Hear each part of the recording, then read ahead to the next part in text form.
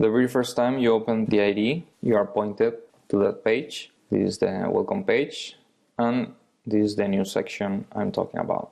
The information on this page applies only to Delphi for iOS. Contains information, for example, to get set up your environment, your Mac and your IDE in order to connect and to be able to run applications on the iOS simulator or in your device.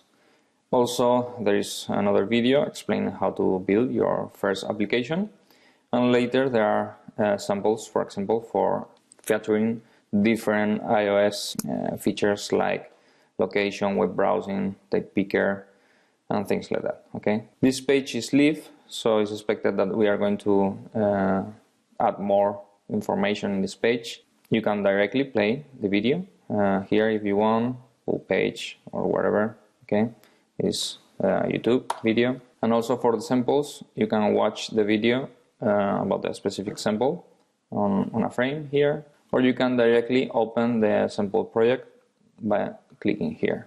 As you can see, the first time you open or create a new mobile project, you get this help wizard, which explains everything you need in order to get all this working. If you don't want to get this page when you start, just switch to a different section. For example, read news. This is the very first time this is open. The very first thing I'm going to do is to create a new FireMonkey mobile application, bank application. And as you notice on the drop-down for the device, there is a new entry, which is called iPhone 5, and it features the iPhone 5 form factor. This is the iPhone, and this is the iPhone 5. There is a new option on Tools Options, which allows us to select which device is going to be used by default when creating new mobile forms. This option is located in Tools Options, Form Designer, Default Mobile Device. Here we can select which device is going to be created when creating a new mobile form. This is very useful if you are working for the iPhone 5 mobile factor or the iPhone. When you create a new form, this is going to be created with the form factor we choose there. We can, for example, choose the iPad and then create a new mobile form. And then you get the iPad here. So I'm going to change it to iPhone 5. Then I'm going to create a new empty mobile application. In project options, we can select a new splash screen for the iPhone 5 form factor. Okay, this is the regular iPhone. This is the iPhone 4, and this is the iPhone 5.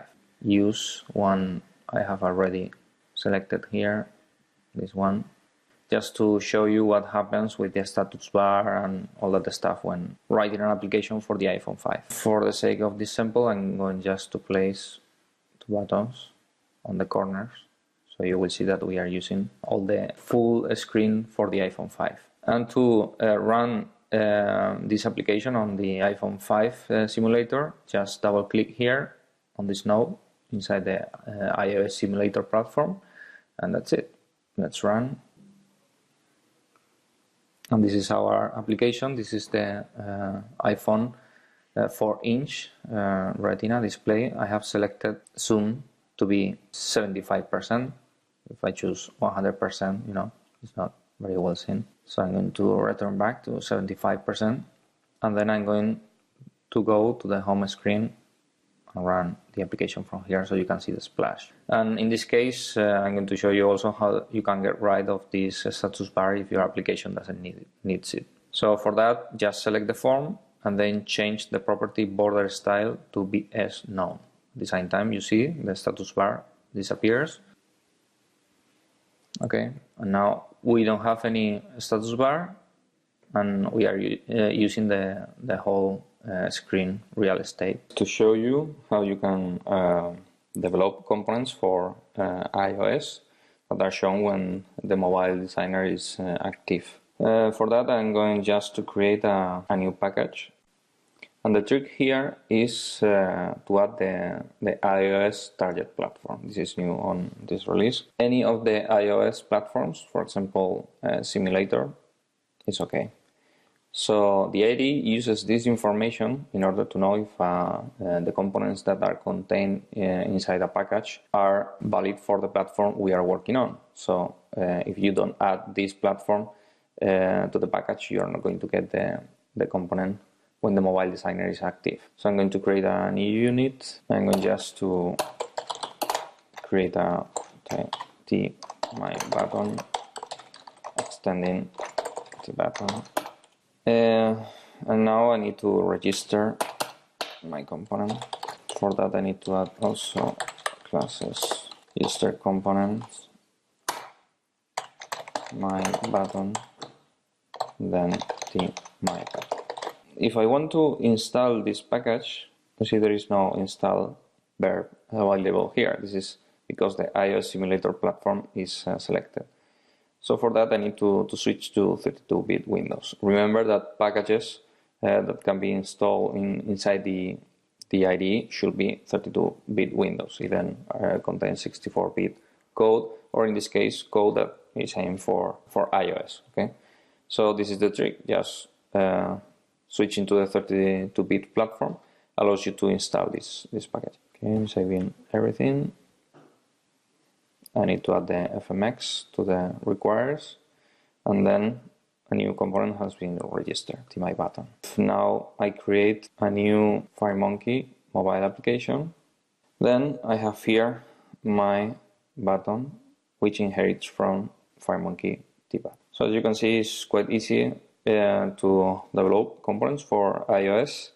It's exactly the same, but the trick is to add the platform on the package, so the IDE knows that these components are valid for iOS development. This is also valid for if you have already a package with components and you want to enable them for iOS. You can open that package and add the target platform because that option is available here. Show how the connection profiles work. This feature allows you to connect to remote machines where PA server is installed and to run and debug applications on those remote machines. I'm going to show how you can create, edit, delete, export and manage all the connection profiles in the IDE. The main option is located on Tools Options dialog, and an option called Connection Profile Manager. In this case is empty. So if I want to connect a remote machine which is running PA server, like in this case, here is running PA server, what I need to do is just click Add here, enter some profile name, for example MacBook, and the platform for which or where the PA server is running, in this case OS X. Then I need to enter the IP address of the machine where PA server is running. You can easily get it using the command I. In this case is this one, paste it here. And then you can directly test the connection directly here on this wizard.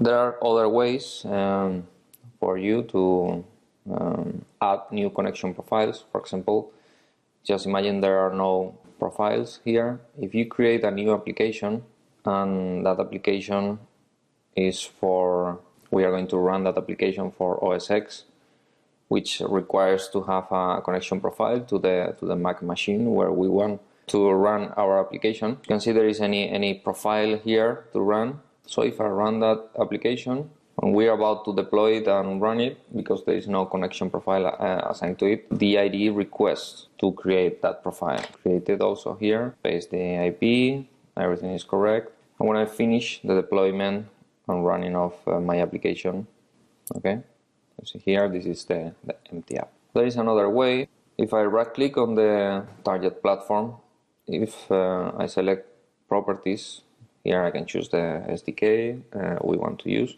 and also the profile we want to use. And there is a fourth way, which is on the SDK Manager. I will explain this on the next post.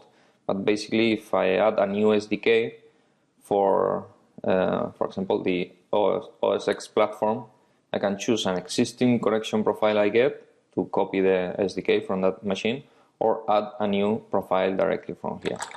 In order to remove profiles, the only way to do it is using the connection profile manager here and this is where you get your profiles deleted.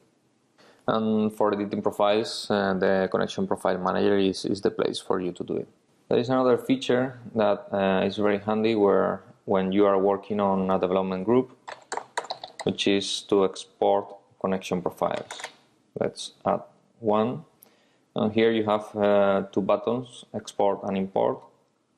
We are going to export this connection profile to the desktop. Let's show what is the code. This is a simple XML file which contains all the properties needed to import this profile in a different machine. You can send this file to any colleague and then get the connection profile recreated. Just remember, this is a feature which allows you to connect to remote machines for OS X, or if just imagine your IDE is running on Win32 and you are developing Win64 applications, you will need to run PA server on the Win64 machine, and you can run the 64 applications you are developing on that remote machine. This is applicable to OS X machines and to iOS applications. So for iOS, an OS X connection profile. I'm going to show you how the SDK management works on the IDE for RAD Studio XE4. This functionality allows you to use any external SDK, even if we are not supporting it out of the box. So you can fetch SDKs for C++ Builder and iOS device development from a remote machine. There is an option on Tools Options. It's called SDK Manager. And this tool allows you to add these SDKs so are available for compiling. To add an SDK, you have several options. The first one is to add it directly here. And you have to select for which platform is that SDK. At this moment, we are only supporting iOS device and OS X. For example, for iOS device, well, you need to select a profile you have. In this case, there is only one, so it's selected automatically. And then this drop-down shows the list of available SDKs you have on your machine, on the machine specified by the profile.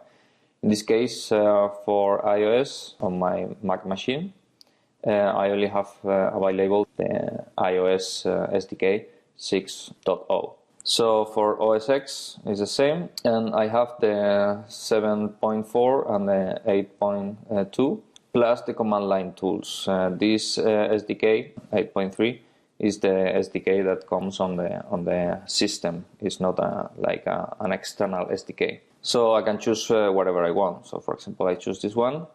I can check this checkbox in order to make this SDK the selected one, and then I press OK. What this operation does is to copy all the files needed to allow the compiler to compile and link as C++ Builder OS X application. So I'm going to repeat the operation. So I'm going to bring another SDK so you can see how this works. And later I'm going to add the iOS SDK.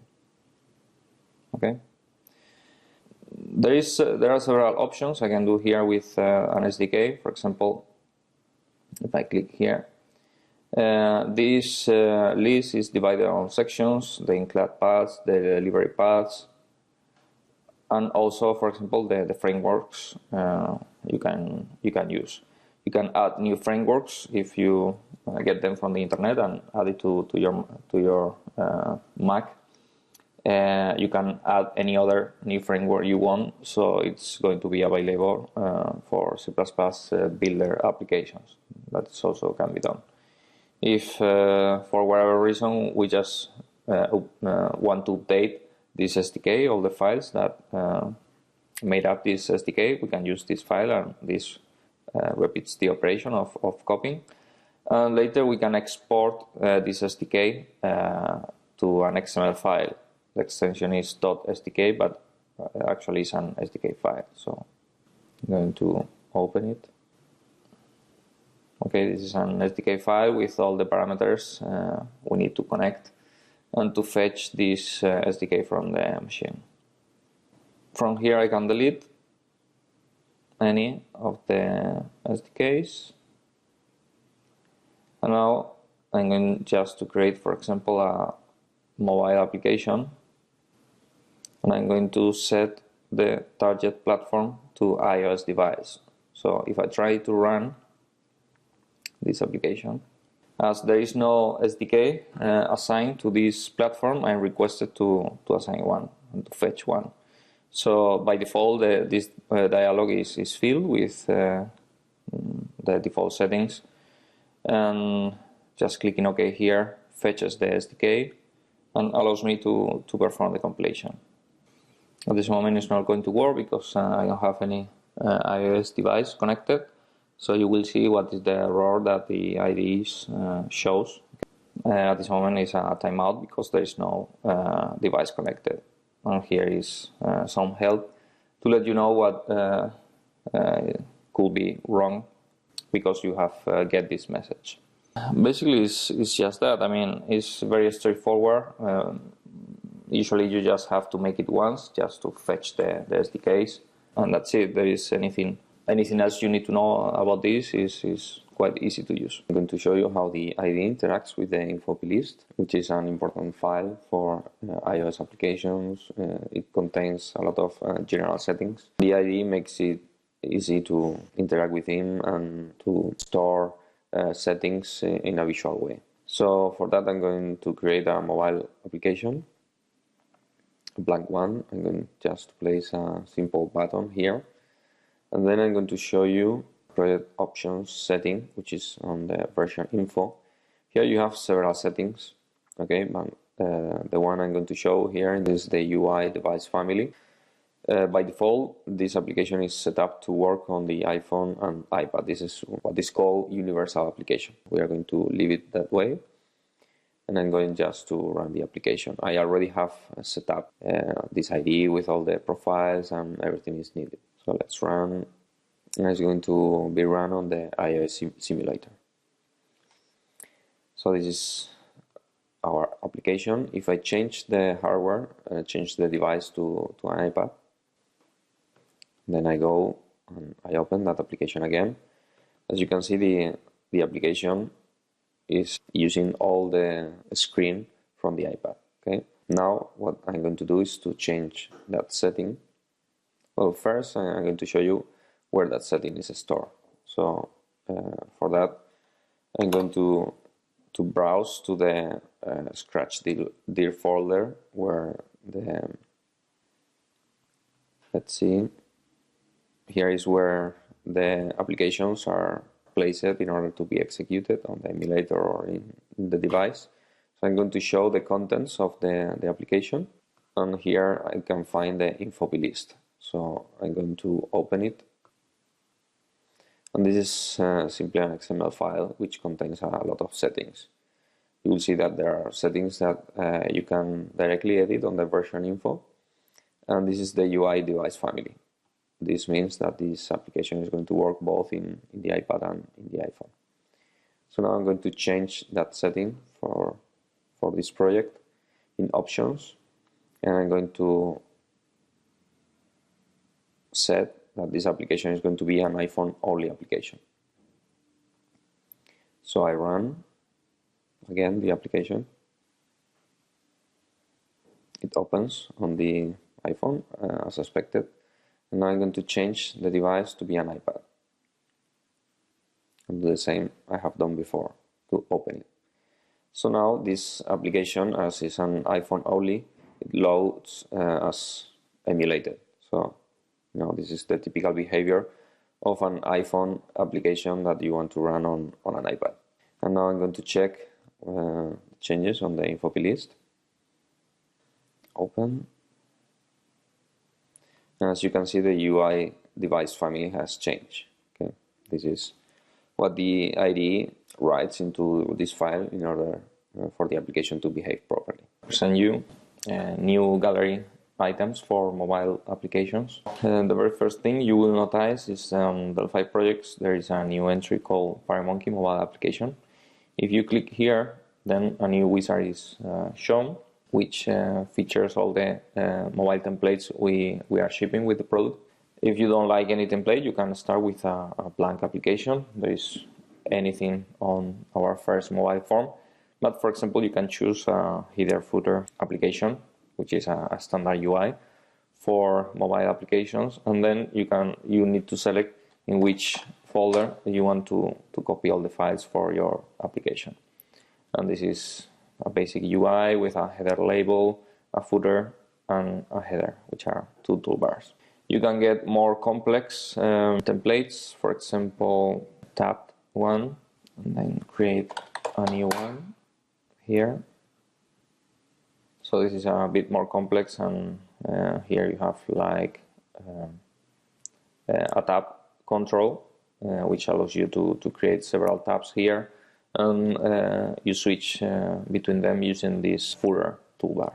Okay, there is any code, there is no need for that because everything is built in the components. Also, just highlight that those items can be also created directly from here. There is no need for you to go to the new FireMonkey Mobile project. You can directly create them here. Okay, table master, and that's it. This is an iPad one. This is a very nice one. These templates provides you like a starter for you to start working on when you know in advance that you are going to need something similar to this. To show you several small changes, for example, for iOS default artwork, or some changes on the right click on the project manager for platforms. So let's start. Let's create a FireMonkey mobile application, a blank one. Now if you go to project options, there is on the application, this is all the artwork you will need for your application to behave properly on the different iOS devices. For example, for iPhone, this is the default icon. This is the one we are using. You can change it by any PNG file. For the Retina ones, you have to use a double size PNG. If you set both, you guarantee that the icon of your application on any iPhone, Retina or non-Retina, is going to look well. The same for the splash images, the launch images. This is for the spotlight search icon, which should be a bit smaller, and this is for Retina one. For the iPad, you have a lot more artwork that you need.